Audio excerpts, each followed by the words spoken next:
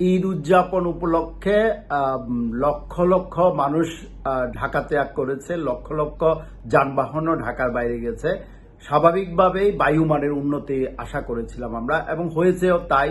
বায়ুমানের কিছুটা উন্নতি হয়েছে। গত 26 তারিখ থেকে আমরা লক্ষ্য করছি ঢাকার বায়ুমানের কিছুটা উন্নতি লাভ হয়েছে, অর্থাৎ বায়ুমান সূচক 100 থেকে 160 এর মধ্যে অবস্থান করছিল।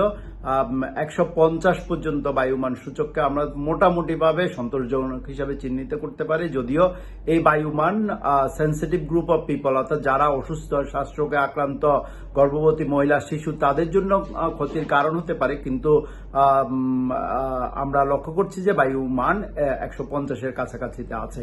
এবং আরো একটি বিষয় হলো, গত বছরের ঈদ উল ফিতরের তুলনায় এই বছরে আমরা বায়ুমানের উন্নতি লক্ষ্য করছি। কিন্তু সার্বিকভাবে ঢাকার মানুষ নির্মল বায়ু নিতে পারছে না, কারণ বায়ুমান সূচক 150 থেকে প্রায় 3 গুণ, অর্থাৎ যে যদি 50 হয়, 3 গুণ কম থাকলে সেটিকে আমরা পরিবেশ অধিদপ্তরের সূচকে বা বায়ুমান সূচকে নির্মল বায়ু বলে থাকি।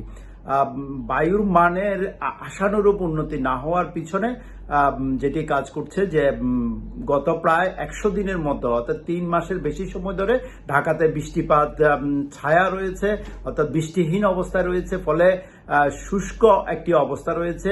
যত দূষণই তৈরি হয়েছে সেগুলো গাছের পাতায়, বিল্ডিং এর কার্নিশে কিংবা বিভিন্ন ইনফ্রাস্ট্রাকচারে জমা হচ্ছে এবং বাতাসের মাধ্যমে সেটি উঠতে থাকছে। যে কারণে বায়ুর মান যানবাহন এবং মানুষ কমার পরও তেমন উন্নতি লাভ করে নাই, বা কিঞ্চিত মাত্র উন্নতি লাভ করেছে।